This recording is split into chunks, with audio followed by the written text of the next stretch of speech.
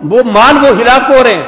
فرفع یدیہ، نبی علیہ الصلوۃ والسلام نے پھر ہاتھ اٹھایا، ارشاد فرمایا اللہم حوالینا ولا علینا، یا اللہ بارش ہم پر نہ برسے، صرف دائیں بائیں برسے.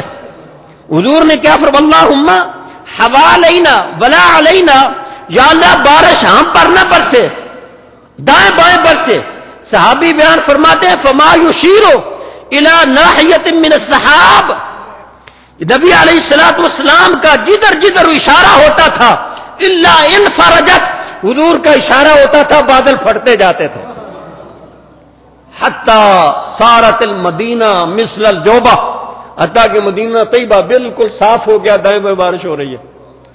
صحابی بیان فرماتی ہیں بارش، اور نبی علیہ الصلوۃ والسلام نے خود ہی دعا فرمائی، صرف یوں کر کے بادلوں کو ارشاد فرمایا اللہم حوالینا ولا علینا، یا اللہ دائیں بائیں بارش ہوتی رہی، ہم پر بارش نہ ہو. بس حضور کا فرمانا تھا کہ وہ بادل پھٹ گئے.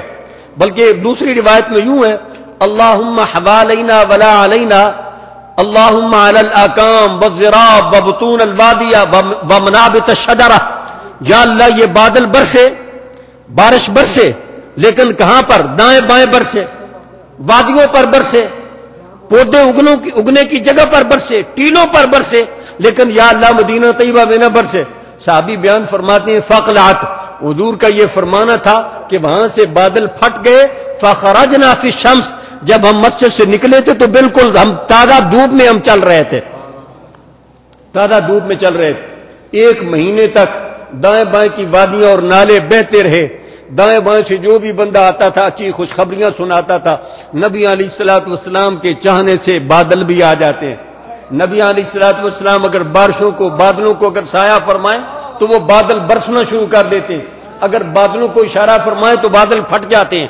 حضرت جابر بیان فرماتے ہیں، طبرانی نے معجم کبیر میں اس روایت کو نقل کیا، کہتے ہیں نبی صلی اللہ علیہ وسلم امر الشمس فتاخرت ساعتا. تم نبی علیہ الصلوۃ والسلام کے چاہنے کی بات کرتے ہو. نبی علیہ الصلوۃ والسلام وہ شخصیت ہیں کہ آپ نے ایک بار سورج کو پلٹنے کا حکم دیا تو سورج واپس پلٹ گیا. نبی علیہ الصلوۃ والسلام نے سورج کو پلٹنے کا حکم دیا تو سورج پلٹ گیا.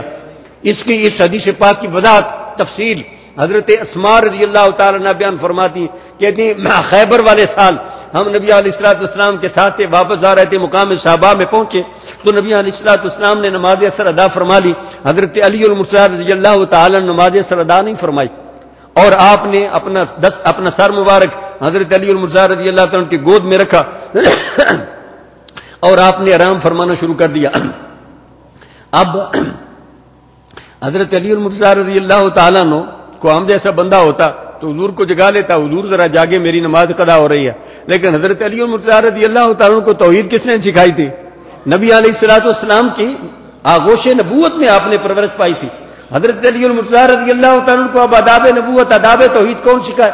حضرت علی المرتضیٰ رضی اللہ تعالیٰ عنہ نے نبی علیہ الصلوۃ والسلام کے ادب کو ترجیح دی، نماز کو چھوڑ دیا. یہاں پر بڑی حیران کن بات ہے، نمازیں میرے بھائی اللہ تعالیٰ کا حکم ہے. علی المرتضیٰ کو معلوم ہے کہ نماز اللہ کا حق ہے، لیکن علی المرتضیٰ رضی اللہ تعالیٰ عنہ آنے والی نسلوں کو یہ بتانا چاہتے ہیں، اے آنے والی نسلوں، اے نبی علیہ الصلوۃ والسلام کی امت، میں حضور کا پروردہ آغوش نبوت ہوں. میں تمہیں بتانا چاہتا ہوں نماز اللہ کا حق ہے، لیکن اگر نبی کی اطاعت میں اگر نماز کو چھوڑ دیا جائے تو یہ عین اطاعت خدا بندی ہے، عین اطاعت خدا بندی ہے. دیکھیں نا نمازیں ہم روزانہ زور کو زور کے وقت میں پڑھتے ہیں، عصر کو عصر کے وقت میں پڑھتے ہیں، مغرب کو مغرب کے وقت میں، عشاء کو عشاء کے وقت میں. اللہ تعالیٰ نے قرآن میں حکم بھی ارشاد فرمایا ان الصلاۃ کانت علی المؤمنین کتابا موقوتا، نمازیں اپنے مقررہ اوقات میں فرض کر دی گئی ہیں.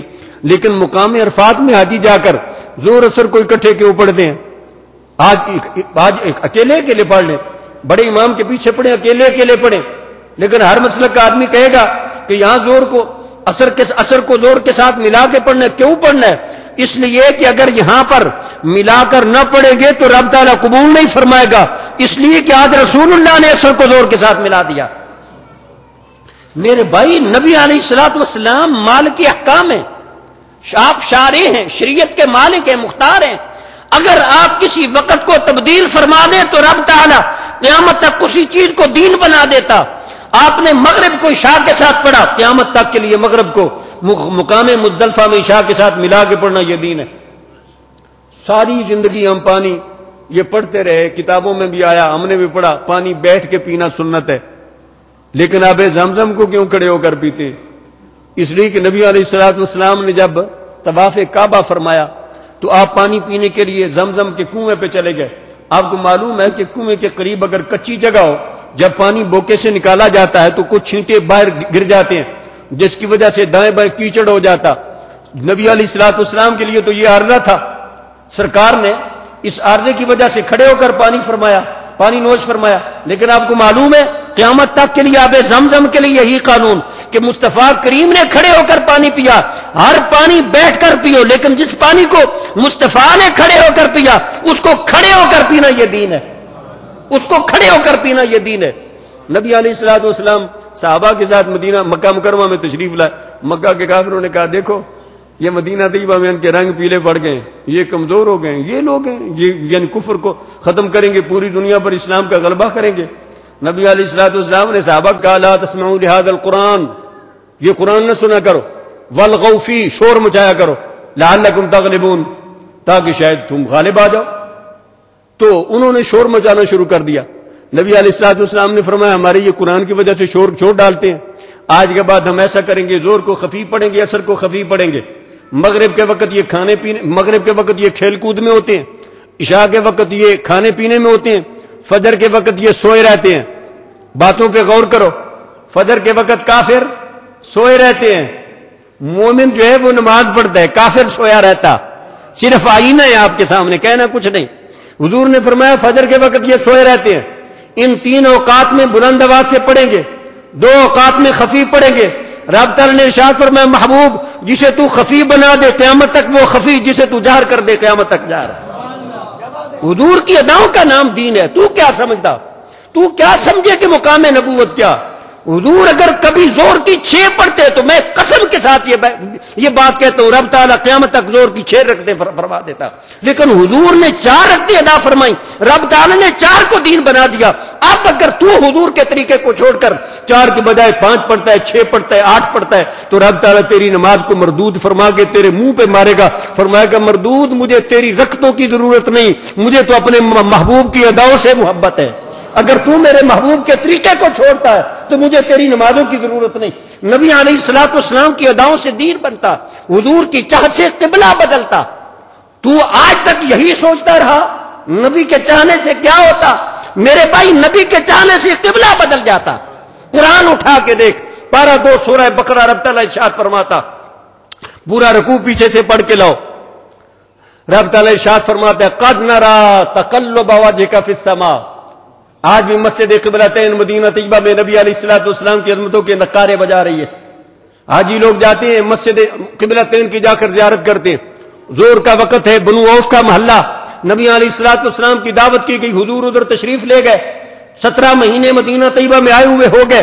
بخاری شریف کی حدیث پاک ہے نبی اکرم صلی اللہ تعالی علیہ وسلم بیت المقدس کی طرف منہ کر کے نماز ادا فرما رہے ہیں. 2 رکعتیں ادا فرما لی، ہر رکعت میں آسمان کی طرف منہ کر کے رب تعالیٰ کی طرف سے حکم کا انتظار کر رہے ہیں. رب تعالیٰ نے اس پورے منظر کو بیان فرمایا. صرف یہی ہو جاتا، کسی وقت میں وہی آ جاتی، نماز سے پہلے اعلان ہو جاتا بھئی فلاں وقت میں نماز کا وہ قبلہ تبدیل کر دیا جائے گا. ہمارے ہاں تو صرف اگر ٹائم